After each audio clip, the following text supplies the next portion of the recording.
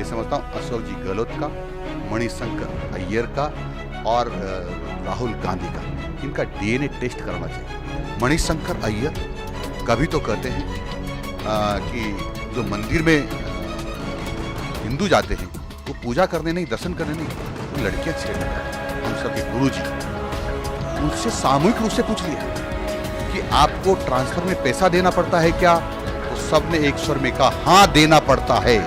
दोबारा पूछा देना पड़ता है क्या, हाँ देना पड़ता है। अशोक जी गहलोत साहब, ये केवल शिक्षकों को ही नहीं देना पड़ता, ये तो डॉक्टरों को, नर्सों को, कंपाउंडरों को भी देना पड़ता है। राजस्थान के कांग्रेस के एमएलएज ने और मुख्यमंत्री ने, मंत्री ने और उनके मंत्रियों ने जितना इस प्रदेश को लूटा है उतना मोहम्मद गजनी ने इस देश को नहीं लूटा था। मणिशंकर अय्यर कभी तो कहते हैं कि जो मंदिर में हिंदू जाते हैं वो पूजा करने नहीं, दर्शन करने नहीं, वो लड़कियां छेड़ने जाते हैं, यानी राहुल गांधी के बयान को दोहराते हैं। और कभी कहते हैं कांग्रेस कि भगवान राम तो काल्पनिक है, इस देश में पैदा ही नहीं हुई है, यानी इस कांग्रेसियों का भगवान राम में विश्वास है ही नहीं। और अब वोट पाने के लिए बड़े बड़े तिलक लगा करके, छापे लगा करके, भगवा दुपट्टा पहन करके और रोते फिरे गली गली, मोहल्ले मोहल्ले और मंदिरों में जाकर के नाक रगड़ रहे हैं। ये भी अक्ल नहीं है कि हवन करते समय जूते पहनकर बैठते कि नहीं बैठते, परंतु नकल में भी अक्ल नहीं लगा रहे और वोट पाने के लिए इस प्रकार कर रहे हैं। लेकिन ये भारतीय हैं, सब समझदार हैं कि बहुरूपियों के बहकावे में नहीं आएंगे। वो जानते हैं कि राहुल गांधी और सोनिया गांधी के ये बंदर हैं, मणिशंकर अय्यर और सलमान खुर्शीद। अभी भी मुझे लगता है कि कांग्रेस में कुछ अच्छे लोग हैं जिस देश में विश्वास रखते हैं, भारत माता का सम्मान करते हैं, पर अधिकांश लोग अब भारत माता को तोड़ना चाहते हैं, देश को तोड़ना चाहते हैं और इसलिए आतंकवादियों के साथ हो गए हैं। और इसीलिए तो राष्ट्रीय स्वयंसेवक संघ सनातन धर्म को गाली दे रहे हैं और हिंदुत्व की परिभाषा अपने हिसाब से बना रहे हैं, यानी उनका इस देश में कोई विश्वास नहीं रहा। अब तो मुगलों के प्रशंसक हो गए हैं, यानी बाबर, औरंगजेब, अकबर इनके पूर्वज हो गए हैं और महाराणा प्रताप एक तरह से इनके दुश्मन हो गए हैं। मैं समझता हूँ जो इस देश में विश्वास करते हैं, जो हिंदुत्व में विश्वास करते हैं, वो विश्वास करते हैं, जिस भारत माता की जय बोलते हैं, भारत माता के सम्मान की सुरक्षा और रक्षा की बात करते हैं, उन सब लोगों को अब कांग्रेस छोड़ देना चाहिए। यदि कांग्रेस नहीं छोड़ते हैं तो समझना चाहिए कि जब कांग्रेस में रहेंगे लोग, वो इस देश में विश्वास करने वाले नहीं रहेंगे, क्योंकि ये हिंदुत्व की बहस में जो पड़े हैं कांग्रेसी, उन्होंने इस बात को बता दिया है।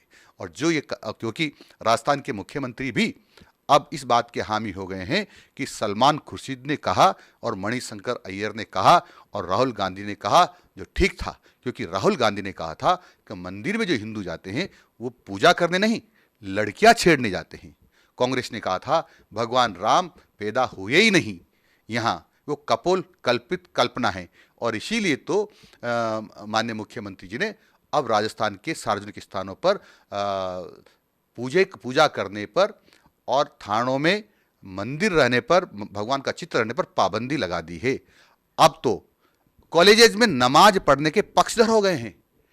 एनएसयूआई ने एक कॉलेज में जो नमाज पढ़ रहे थे लोग, उनके पक्षधर हो गए। कांग्रेस का एक युवा संगठन है एनएसयूआई। अशोक जी गहलोत साहब उनके खिलाफ क्यों नहीं बोलते हैं, क्यों नहीं बोल रहे हैं? और कॉलेज में नमाज पढ़ने की अनुमति कैसे दे रहे हैं? क्यों मदरसों में अनुदान दे रहे हैं? और क्यों जो वर्षों से मंदिरों में पूजा अर्चना होती जा रही है और अपने आराधना करते भगवान की, उन पर क्यों रोक लगा रहे हैं?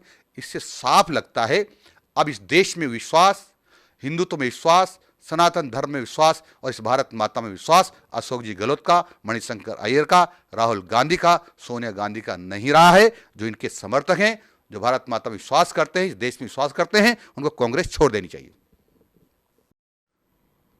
और जो ये कह रहे हैं कि हम अब राजस्थान में थानों में प्रार्थना नहीं होने देंगे, सार्वजनिक स्थानों पर धार्मिक कार्यक्रम नहीं होने देंगे, हम मंदिरों को जहां सार्वजनिक को हटाएंगे और हम मदरसों को 15 से लाख रुपए से लेकर 25-25 लाख रुपए तक अनुदान देंगे।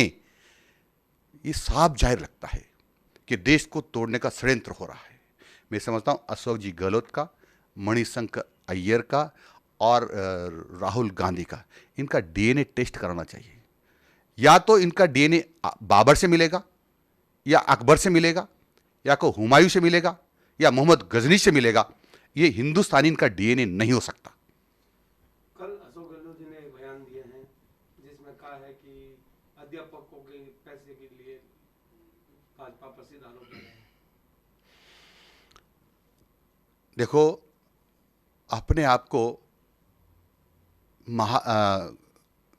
अपने आप को हमारे अशोक जी गहलोत साहब गांधी की प्रतिमूर्ति मानते हैं, और उन्होंने जिनको सम्मानित करने वाले थे वो अध्यापक, हम सबके गुरुजी, उनसे सामूहिक रूप से पूछ लिया कि आपको ट्रांसफर में पैसा देना पड़ता है क्या?